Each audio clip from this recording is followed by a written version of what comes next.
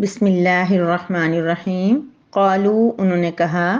ادعو، آپ دعا کیجئے، لنا، ہمارے لیے، ربک، اپنے رب سے، یبین، وہ بیان کر دے، وہ واضح کر دے، لنا، ہمارے لیے، ما، کیسا ہو، لونو، رنگ، ہا، اس گائے کا۔ قالا، موسیٰ علیہ السلام نے کہا، انا، بے شک، ہو وہ اللہ تعالیٰ، یقولو، فرماتا ہے، انا، بے شک، ہا، وہ، بقرتن، گائے، صفراء، زرد رنگ کی ہو، فاقعن، چمکدار ہو یا گہرا ہو، لونو، رنگ، ہا، اس گائے کا، تسرو، جو خوش کر دے، الناظرین، دیکھنے والوں کو۔ قالوا ادع لنا ربک یبین لنا ما لونہا، انہوں نے کہا، اے موسیٰ، اپنے رب سے دعا کیجئے کہ وہ ہمارے لیے بیان کر دے کہ اس گائے کا رنگ کیسا ہو۔ قال انہ یقول انہا بقرۃ صفراء، موسیٰ علیہ السلام نے کہا کہ اللہ تبارک و تعالیٰ فرماتا ہے کہ وہ گائے زرد رنگ کی ہو، فاقع لونہا تسر الناظرین، اس کا رنگ ایسا گہرا ہو کہ جو دیکھنے والوں کو خوش کر دے۔ قالو، تو انہوں نے کہا، ادع لنا ربک، آپ اپنے رب کو پکاریے، یبین لنا، کہ وہ بیان کرے ہمارے لیے، ما لونہا، کہ اس گائے کا رنگ کیسا ہے۔ قالا، تو اللہ تعالیٰ نے فرمایا، انہ، بے شک، یقول، وہ کہتا ہے، انہا، بقرہ، کہ یہ گائے، صفراء، زرد رنگ کی ہے، فاقع لونہا، کہ اس کا رنگ جو ہے وہ چمکتا ہوا ہو، تسر الناظرین، جو دیکھنے والوں کو بہت خوبصورت لگے، خوش کرنے والا رنگ ہو۔ فاقع لونہا کے بارے میں مفسرین کرام فرماتے ہیں کہ جیسے سورج کی کرن جو ہے وہ چمکتی ہے تو وہ لائٹ یلو قسم کی ہوتی ہے، اس طرح کا رنگ ہونا، لائٹ گولڈن قسم کا رنگ ہونا۔ اور اگر آپ ساری سٹوری جانتے ہیں بنی اسرائیل کی تفسیر جب ہم پڑھتے ہیں تو گویا کہ انہوں نے اپنی زیورات کو پگھلا کے کچھ اسی قسم کی گائے بنائی تھی، تو گویا کہ اللہ پاک نے بڑا باریک طنز کیا ہے ان کے شرک کے اوپر کہ وہ جو لائٹ گولڈن قسم کی گائے نہیں تھی، اسی قسم کی گائے جو ہے وہ تم نے ذبح کرنی ہے۔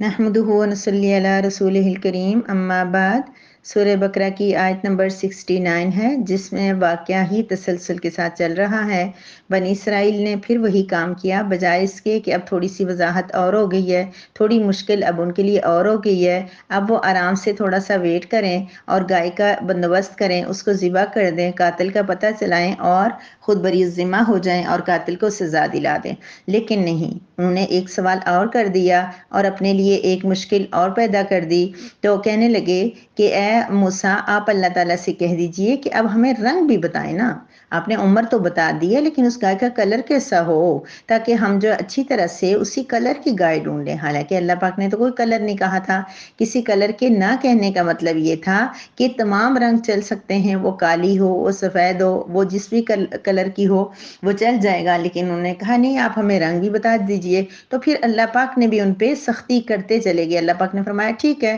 میں تمہیں رنگ بتا دیتا ہوں، ایک ایسا رنگ جو زرد رنگ ہو، زرد رنگ ہونا چاہیے،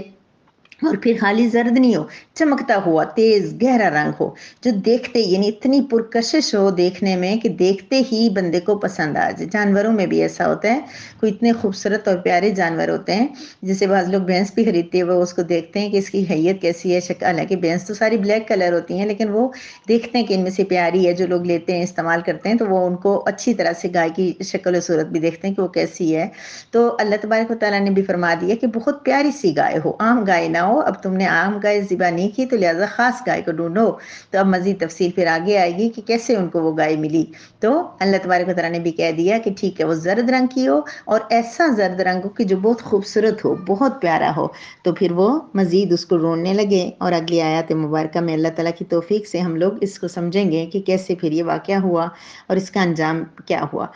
سوال سبھی برے نہیں ہوتے، کچھ سوال بہت زیادہ لاجیکل بھی ہوتے ہیں، بہت علمی بھی ہوتے ہیں، تو ایسے سوال کرنے سے تو اللہ تعالیٰ نے منع نہیں کیا، لیکن نبی کریم صلی اللہ علیہ وسلم ابتدائی دور کے اندر صحابہ کرام کو سختی سے بار بار سوال کرنے سے منع فرماتے تھے، کیونکہ بعض اوقات یہ ہوتا ہے کہ کوئی چیز ابھی اللہ کی طرف سے وہ حکم نہیں آیا، لیکن اگر صحابہ سوال کر لیتے تو اس سوال کی وجہ سے وہ چیز ضروری بھی قرار دی جا سکتی تھی، اس لیے آپ صلی اللہ علیہ وسلم صحابہ کو منع فرماتے تھے، لیکن اتنا منع نہیں فرمایا۔ بہت سارے سوال صحابہ کرام نے کیے اور اللہ تبارک و تعالیٰ نے اتنے خوبصورت جواب اور ان چیزوں کی ایسی سی وضاحت بیان فرمائی. دوسرے پارے کے درمیان میں بہت زیادہ آیات ایسی ہیں جس میں اللہ پاک بار بار فرما رہے ہیں یسألونک عن الأحلة، وہ آپ سے چاند کے بارے میں پوچھ رہے ہیں، وہ آپ سے یتیموں کے بارے میں پوچھ رہے ہیں، وہ آپ سے یہ پوچھ رہے ہیں. اور اللہ تبارک و تعالیٰ نے بڑی خوشی کے ساتھ ان کے سوالوں کے جواب بہت وضاحت اور بڑے خوبصورت انداز کے ساتھ دیے. لیکن سوال یہ پیدا ہوتا ہے کہ یہ اللہ تعالیٰ کس وجہ سے، کہ پوچھنے والے کی نیت پہ ڈیپینڈ کرتا ہے. بعض اوقات کوئی بہت لاجیکل سوال ہوتا ہے، بعض اوقات بہت اچھا سوال ہوتا ہے، وہ سوال کا جواب دینا ضروری ہوتا ہے، یہ دینے سے بات کلیئر ہوتی ہے، وضاحت ہوتی ہے. لیکن کبھی کبھار انسانی نیچر ہے، کچھ لوگوں کی اسپیشل نیچر یہ ہوتی ہے کہ وہ صرف چیک کرنے کے لیے کہ دوسرا مجھے رپلائی کرتا ہے یا نہیں کرتا، یا اس کو سوال کا جواب آتا ہے یا نہیں آتا، اور اس طرح کے فضول طرح سے بھی سوالات کرتے ہیں. سوال کا ایک مطلب یہ بھی ہوتا ہے، اچھا سوال نصف علم، سوال نصف علم ہوتا ہے. اگر کوئی چیز واقعی ڈاؤٹ فل ہو تو اس سے سوال کریں گے تو ظاہر جواب ملے گا، سوال نہیں کریں گے تو ہمیں کیسے اس کا جواب ملے گا. لیکن پھر بھی بہت احتیاط کرنی چاہیے کہ واقعی سوال کا مطلب یہ ہو کہ وہ جواب اس کا میسر ہو، اس کا جواب ضروری ہو، اس کا جواب سمجھنے کی نیت سے کریں اور عمل بھی کرنا ہو. بس اوقات اتنے یعنی کہ خام خواہ اپنے پاس سے سوال بنائے جاتے ہیں اور ان کو پوچھ کے اور اپنے آپ کو بھی ٹینشن میں ڈالا جاتا ہے، دوسروں کو بھی جس چیز کا مقصد نہیں ہو. کوشش یہ کیا کریں کہ ایسا سوال کریں کہ جس سے ہمیں کچھ کرنا ہو، ہمیں اگر اس سوال کا جواب ملے تو ہمیں فائدہ ہو، ہم نے اس سوال کے جواب کے ساتھ کوئی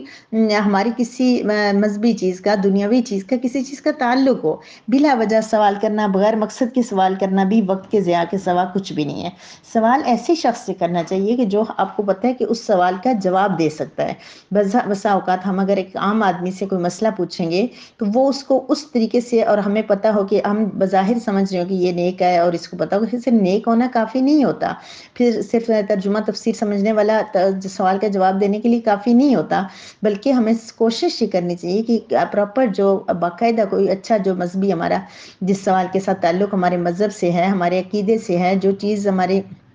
اس کے اوپر ہمارے عمل کرنے سے ہے، تو وہ سوال ہمیں ہمیشہ کسی مستند مفتی صاحب سے کرنا چاہیے جن کے بارے میں ہمیں پتہ ہے کہ یہ کسی اچھے مدرسے کے عالم ہیں یا کسی اچھے ادارے کے پڑھانے والے ہیں یا اچھے ادارے سے پڑھے ہوئے ہیں. اب ہر ایک سے سوال کرنا بالکل بھی مناسب نہیں ہوتا، کیونکہ جب ہم ہر ایک سے سوال کریں گے تو ہو سکتا ہے کہ کوئی آگے والا کس ذہن کا ہے، وہ دین کو اتنا آسان بنا کے پیش کرنا چاہتا ہے یا دوسرے کو خوش کرنے کے لیے بھی جواب چینج کر سکتا ہے، تو پھر وہ ہمیں جواب غلط دے گا اور ہم عمل کریں گے اور ہم گنہگار ہو جائیں گے. جی، تو سوالات کے بارے میں بات چل رہی تھی. بعض بہنیں جو ہے وہ بہت زیادہ مجھے جو ہے کیا کہہ سکتے ہیں کہ بہت زیادہ سوالات آتے ہیں، بہت زیادہ کہ مسائل پوچھے جاتے ہیں مجھ سے. تو میری عادت یہ ہے کہ میں رپلائی نہ کروں تو مجھے بہت بے چینی رہتی ہے، تو اس لیے میں کوشش کرتی ہوں میں جواب دے دوں. حالانکہ اصول یہ ہے کہ آپ فقہ کا مسئلہ جو ہے صرف فقہ کے کسی ٹیچر سے پوچھیں. ابھی الحمدللہ جو ہے اللہ پاک نے ترجمہ پڑھانے کا سلسلہ شروع کر دیا ہے، لیکن قابلیت کوئی خاص نہیں ہے. مدرسے میں بھی پڑھے ہوئے 20-22 سال ہو گئے. تو جب آپ لوگ مسئلہ پوچھتے ہیں تو پھر کوشش یہی ہوتی ہے کہ کسی طرح سے اس کا جواب دے دیا جائے. تو پھر یہ کہ جو مسئلہ کنفرم تو کچھ بھی یاد نہیں ہے مسائل کا، نہ ہی اس سے ذرا بچے گھر کے بعد اتنا اس طرح یاد بھی نہیں رہتا. تو پھر یہ کہ میں خود نہیں جواب دیتی. اکثر جو ہے میں کسی سے پوچھتی ہوں، واپس تحقیق کرتی ہوں، پھر یا میں نیٹ پہ چیک کرتی ہوں تو پھر میں جواب دیتی ہوں. تو اس میں میرا بہت زیادہ ٹائم لگ جاتا ہے. تو میری ریکویسٹ ہے آپ سے کہ اگر آپ کو کوئی اویلیبل ہو، کوئی بھی مفتی صاحب عالم کوئی ہوں تو ان سے سوال پوچھیں. ہاں بالفرض. اور دوسرا ایک اور میں آپ کو ایک آسان طریقہ بتاتی ہوں. فقہ کے مسئلے بھی آج کل آسان ہے ہر چیز. وہ یہ ہے کہ اگر آپ گوگل پہ جا کے اپنا سوال لکھیں، کوئی بھی سوال ہے، اگر اسی اپنے الفاظ میں بھی آپ لکھیں گے نا تو اس سے متعلقہ جتنا بھی جو دارالافتاء ہیں کراچی میں اور لاہور میں، ان سارے دارالافتاء نے ان کے جوابات وہاں پہ دیے ہوتے ہیں. اگر آپ کا ریئل کوئی کوسچن ہوا تو اس کا جواب وہاں سے آپ کو مل جائے گا. تھوڑا سا یہ چیک کرنا پڑے گا کہ تھوڑا یعنی کہ 3-4 جوابات بندہ پڑھ لے. آپ کے پاس تو ایک سوال ہوتا ہے نا، اور اپنا پرسنل ہوتا ہے اور بہت ہے، آپ کو اس کا جواب چاہیے ہوتا ہے، کانشیس ہوتے ہیں آپ اس کے بارے میں، تو آپ اس کو وہاں سے گوگل سے سرچ کریں اور پھر وہاں پہ دیکھیں تو آپ کو اس کا جواب یعنی کہ 3-4 جواب جو سیم ہو نا، آپ سارے جوابات پڑھ لیں جتنے وہاں پہ آئیں گے. اس کی لنک کو جوائن وہ کر کے کلک کر کے تو وہاں سے آپ جواب دیکھ لیں. 4 جوابات جس کے جو ایک ہوں گے وہی آپ کا ریئل ہوگا، کیونکہ میں بھی وہاں سے ایک دم سے نہیں کرتی، یا کچھ اپنا علم تھوڑا بہت اساتذہ کا بتایا ہوا یاد آ جائے تو اس کے مطابق پھر سمجھ آتی ہوں کہ یہ جو میرے ذہن میں تھا یہی صحیح ہے، یا پھر یہ کہ 4-5 پڑھ کے اور دوسرا اوپر جو دارالافتاء کا نام ہوتا ہے وہ دیکھ لیا جائے کہ کسی مستند اچھے ادارے کا نام ہے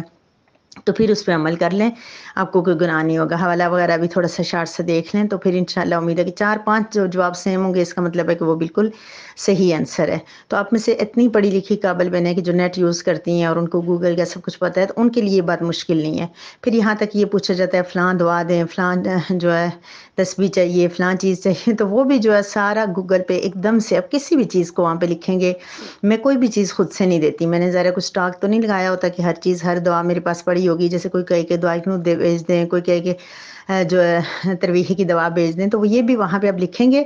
دعا لکھ کے، تو امیجز بھی آ جاتے ہیں اور پورا جو ہے آڈیوز آ جاتی ہیں، ویڈیوز آ جاتی ہیں۔ تو یوٹیوب کا بھی اس پہ بھی آتی ہیں، لیکن وہ اتنا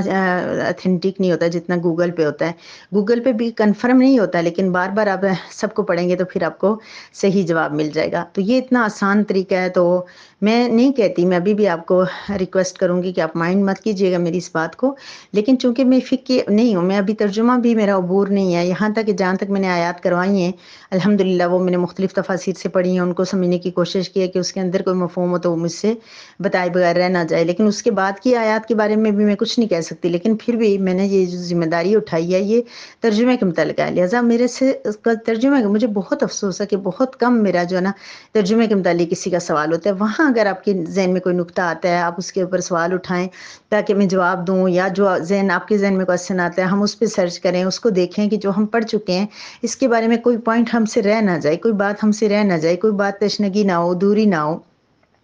یا آپ کے بارے میں کوئی اس آیت کے بارے میں انفارمیشن ہے جو آپ جانتی ہیں اس آیت کے بارے میں جو میں نہیں پڑھ سکی۔ ظاہر ہے میں تو ساری کی ساری تفاسیر تو نہیں پڑھتی، اور آپ میں معلومات بھی ہیں، ایسی وہ بات بتائیں گی کہ ہم نے اس آیت میں یہ چیز پڑھی تھی، تب تو بہت اچھی بات ہے، یہ بات اچھی لگے گی مجھے تو۔ لیکن یہ کہ جو باقی فقہ ہے نا، تو کوشش کریں کہ آپ لوگ خود اس کا کہیں سے جواب لے لیں۔ پھر بھی اگر کسی بہن کا نیٹ پہ بھی نہیں ہے اور کوئی عالم بھی نہیں ہے، کوئی ان کو بتا نہیں سکتے، پھر وہ ضرور مجھے میسج کریں، میں ان کو رپلائی کروں گی ڈھونڈ کے جہاں سے میری، لیکن اس سے میرا ٹائم بہت زیادہ لگ جاتا ہے، یعنی کہ جو میرا مقصد ہے نا، جو میں ترجمہ سننے کا سلسلہ ہے اور اس کو ٹائم دینا ہوتا ہے، یا خود سبق سنانا پڑھنا یا اس کا ریویژن کرنا، اس کے لیے میرے بس بہت زیادہ مسائل ہو جاتے ہیں، میرے پاس ٹائم کی بہت قلت ہو جاتی ہے۔ اس لیے میری مطبانہ یہ گزارش ہے کہ کوشش کریں کہ خود آپ مسئلے کو جانچ لیں، اگر نہیں تو پھر ضرور آپ مجھ سے سوال کریں، میں ضرور جواب دوں گی انشاءاللہ۔ اور اس کے علاوہ نبی کریم صلی اللہ علیہ وسلم نے جو ہے سوال جو نہ ہوتا ہے، جو حاجت کا سوال ہوتا ہے، وہ کرنے سے سختی سے منع فرمایا۔ آپ صلی اللہ علیہ وسلم بالکل اس کو پسند نہیں فرماتے تھے کہ ہم جو ہے نا اتنی تاکید کی نبی کریم صلی اللہ علیہ وسلم نے کہ دوسرے سے سوال مت کیا کریں، کہ اس کے بعد صحابہ کرام اگر گھوڑے کے اوپر بیٹھے ہوتے، اسے ایڑ لگائی ہوتی، وہ چل رہا ہوتا، اگر کوئی آپ کا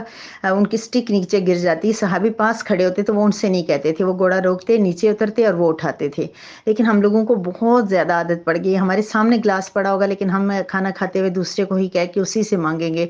کوئی بھی چیز ہوگی، تھوڑا سا بس اٹھنا ہلنا ہوگا لیکن ہم کہنے کے بجائے دوسرے کو کہہ دیں گے، یا کوئی بھی کام کرنا ہے، تھوڑا سا ہمیں اس کے وقت لگنا ہے، ہمارا اپنا کام ہے لیکن ہم دوسرے کو کہہ دیں گے۔ تو یہ بھی نبی کریم صلی اللہ علیہ وسلم نے سختی سے منع کیا ہے، جیسے سوال کرنا، پھر یہ کہ حاجات کوئی ضرورت ہے، اگر کوئی چیز